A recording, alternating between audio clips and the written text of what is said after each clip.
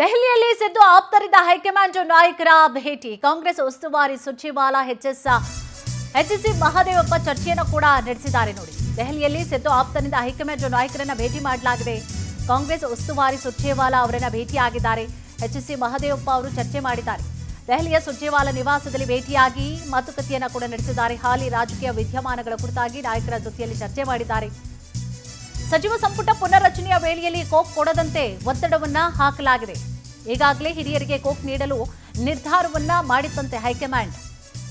ಜೊತೆಗೆ ನಾಯಕತ್ವ ಬದಲಾವಣೆ ಬೇಡ, ಅವರನ್ನೇ ಮುಂದುವರಿಸಿ ಹೀಗಂತ ಮಾತುಕತೆಯನ್ನ ನಡೆಸಿದ್ದಾರಂತೆ. ಮನವಿಯನ್ನ ಮಾಡಿಕೊಂಡಿದ್ದಾರೆ. ಕಾಂಗ್ರೆಸ್ ಉಸ್ತುವಾರಿ ಜೊತೆಯಲ್ಲಿ ಸಮಾಜ ಕಲ್ಯಾಣ ಸಚಿವ ಎಚ್ಎಸ್ಸಿ ಮಹದೇವಪ್ಪ ಸಮಾಲೋಚನೆಯನ್ನ ನಡೆಸಿದ್ದಾರೆ. ಯಾಕಂದ್ರೆ ಈಗಾಗಲೇ ಶಾಸಕರ ಟೀಮ್ ಕೂಡ ಹೋಗಿ ಬಂದಿತ್ತು, ನಮಗೂ ಕೂಡ ಅವಕಾಶ ಕೊಡಿ, ಅದರಲ್ಲೂ ಕೂಡ ನೀವೇ ಹೇಳಿದ್ರಿ ಅವಕಾಶವನ್ನ ಕೊಡ್ತೀವಿ ಅಂತ ಹೇಳಿ ನೀವೇ ಹೇಳಿದ್ರಿ.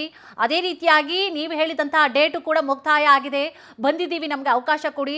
ಹಿರಿಯ ಸಚಿವರುಗಳಿಗೆ ಮತ್ತೆ ಅವ್ರಿಗೆ ಕೊಡ್ತಾ ಇದ್ರೆ ನಮಗೆ ಅವಕಾಶ ಬೇಡವಾ, ಕೊಡಿ, ನಮಗೂ ಕೂಡ ಸ್ಥಾನಮಾನಗಳು ನಮಗೂ ಸಿಗಲಿ ಅನ್ನುವಂತಹ ಕಾರಣಕ್ಕೋಸ್ಕರ ಅವ್ರು ಹೋದ್ರೆ. ಈಗ ಹಿರಿಯ ಸಚಿವರು ಏನು ಹೇಳ್ತಾ ಇದ್ದಾರೆ, ಈಗ ಏನಿದೆಯೋ ಹಂಗೆ ಎಲ್ಲ ಇರಲಿ, CM ಸ್ಥಾನವೂ ಹಂಗೆ ಇರಲಿ, ನಮ್ಮ ಸ್ಥಾನಗಳು ಹಂಗೆ ಗಟ್ಟಿಯಾಗಿರಲಿ ಅನ್ನುವಂತಹ ಮಾತುಕತೆ ನಡೆಸಿದ್ದಾರೆ. ಇದೇ ವಿಚಾರ ಸಂಬಂಧವಾಗಿ ಹೆಚ್ಚಿನ ಮಾಹಿತಿಯನ್ನ ಕೂಡ ನೀಡ್ತಾ ಹೋಗ್ತಾರೆ ನಮ್ಮ ಪ್ರತಿನಿಧಿ ಆನಂದ್. ಆನಂದ್, ಏನಾಗ್ತಾ ಇದೆ ರಾಜ್ಯ ರಾಜಕೀಯದಲ್ಲಿ? ಸಾಕಷ್ಟು ಬೆಳವಣಿಗೆಗಳಾಗ್ತಾ ಇದೆ. CM ಚೇರ್ನ ಉಳಿಸ್ಕೊಳ್ಬೇಕು ಅನ್ನುವಂತಹ ಕಾರಣವಾಗಿ CMನ ಆಪ್ತರು ಒಂದು ಕಡೆ ಹಗ್ಗ ಜಗ್ಗಾಟದ ರೀತಿಯಾಗಿ ಆಗ್ತಾ ಇದೆ. ನಾವು ಬಿಟ್ಕೊಡಲ್ಲ ಅನ್ನುವಂತಹ ರೀತಿಯಾಗಿ. ಈ ಕಡೆ DKC ಅವರ ಟೀಮ್, ಆ ಕಡೆ ನೋಡಿದ್ರೆ ಈಗಾಗಲೇ ಬಹಳಷ್ಟು ಸ್ಟೇಟ್ಮೆಂಟ್ಸ್ಗಳನ್ನು, ಹೇಳಿಕೆಗಳನ್ನು ಕೊಡ್ತಾ ಇದ್ದಾರೆ. ಈ ಕಡೆ ಸಿದ್ದರಾಮಯ್ಯ ಅವರು ಕೂಡ ಬಹಳಷ್ಟು ಸೈಲೆಂಟ್ ಆದಂತಹ ರೀತಿಯಾಗಿ ಕಾಣಿಸ್ತಾ ಇದ್ದಾರೆ. ಅವ್ರು ಏನೇ ವಿಚಾರಗಳಿದ್ರು ಕೂಡ ಬಹಳ ಖಡಕ್ ಆಗಿ ಮಾತನಾಡುವಂತಹ CM ಅವರು ಫುಲ್ ಸೈಲೆಂಟ್ ಆಗಿದ್ದಾರೆ. ರಾಜಣ್ಣ ಅವರ ಹೇಳಿಕೆ ಜೊತೆಗೆ DKC ಅವರ ಟೀಮ್ ಹೇಳಿಕೆಗಳನ್ನು ಗಮನಿಸ್ತಾ ಇದ್ದೀವಿ. ಜೊತೆಗೆ ಈಗಾಗಲೇ ರಾಜ್ಯದ ವಿಚಾರಗಳನ್ನು ಚರ್ಚೆ ಮಾಡೋದಕ್ಕಿಂತ ಜಾಸ್ತಿಯಾಗಿ ಸಮಸ್ಯೆಗಳನ್ನು ಇವರ ವೈಯಕ್ತಿಕ ವಿಚಾರಗಳೇ ಜಾಸ್ತಿಯಾಗಿ ಚರ್ಚೆ ಮಾಡಲಿಕ್ಕೆ ಅಂತ ಹೇಳಿ ಹೈಕಮಾಂಡ್ ನಾಯಕರನ್ನ ಭೇಟಿ ಆಗ್ತಿದ್ದಾರೆ.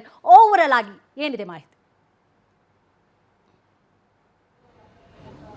ಕುಸುಮ, ಪ್ರಮುಖವಾಗಿ ಈಗಾಗಲೇ CM ಸಿದ್ದರಾಮಯ್ಯನವರು ಸ್ಪಷ್ಟಪಡಿಸಿರ್ತಕ್ಕಂಥದ್ದು, ರಾಹುಲ್ ಗಾಂಧಿ ಅವರು ಏನು ಸೂಚನೆಯನ್ನ ಕೊಡ್ತಾರೋ ಅದನ್ನ ನಾನು ಪಾಲಿಸ್ತೀನಿ ಅನ್ನೋ ಒಂದು ಮಾತನ್ನು ಹೇಳಿರ್ತಕ್ಕಂಥದ್ದು.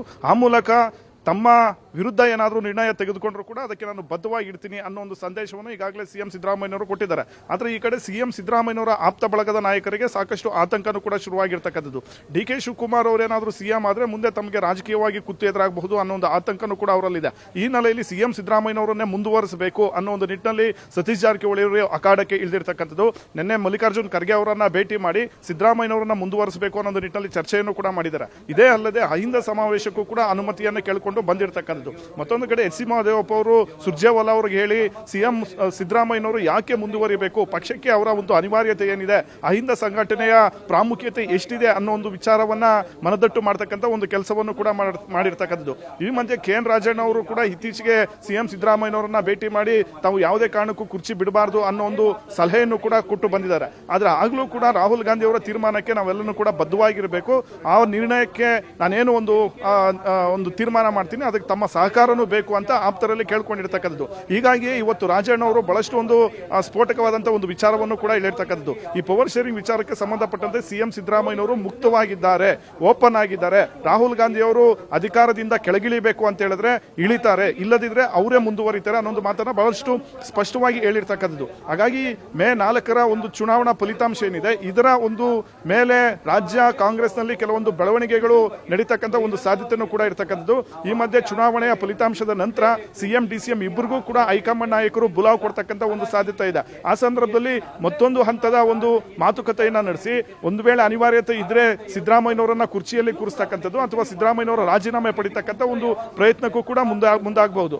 ಆದ್ರೆ ಒಂದು ವೇಳೆ DK ಶಿವಕುಮಾರ್ ಅವರನ್ನೇನಾದ್ರೂ CM ಮಾಡೋದೇ ಆದ್ರೆ CM ಸಿದ್ದರಾಮಯ್ಯನವರಿಗೆ ಪಕ್ಷದಲ್ಲಿ ಯಾವ ರೀತಿಯ ಒಂದು ಸ್ಥಾನಮಾನ ಸಿಗುತ್ತೆ, ಅವರ ಒಂದು ಮುಖಂಡರುಗಳು, ಅವರ ಒಂದು ನಾಯಕರು ಏನಿದ್ದಾರೆ, ಅವರ ಒಂದು ಬೆಂಬಲಿಗರು ಏನಿದ್ದಾರೆ, ಅವ್ರಿಗೆ ಯಾವ ರೀತಿಯ ಒಂದು ಸ್ಥಾನಮಾನಗಳು ಇರುತ್ತೆ ಅನ್ನೋ ಒಂದು ಕುತೂಹಲನೂ ಕೂಡ ಇರ್ತಕ್ಕಂಥದ್ದು. ಹೆಚ್ಚುವರಿ DCM ಅನ್ನು ಕೂಡ ಸೃಷ್ಟಿ ಮಾಡತಕ್ಕಂಥ ಒಂದು ಅಗತ್ಯತೆಯೂ ಕೂಡ ನಿರ್ಮಾಣ ಆಗುತ್ತೆ. ಹಾಗಾಗಿ ಅಷ್ಟು ಸುಲಭವಾಗಿ ಈ ಪವರ್ ಶೇರಿಂಗ್ ವಿಚಾರ ಬಗೆಹರಿತಕ್ಕಂಥ ಒಂದು ಸಾಧ್ಯತೆ ಕಾಣ್ತಾ ಇಲ್ಲ.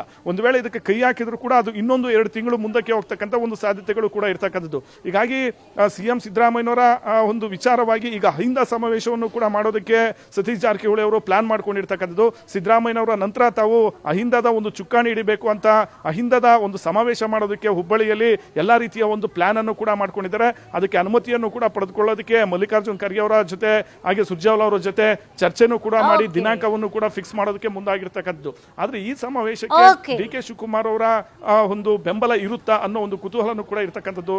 ಕುಸುಮಾ, ಎಸ್, ಥ್ಯಾಂಕ್ ಯು ತಮ್ಮೆಲ್ಲ ಡೀಟೇಲ್ಸ್ಗಾಗಿ.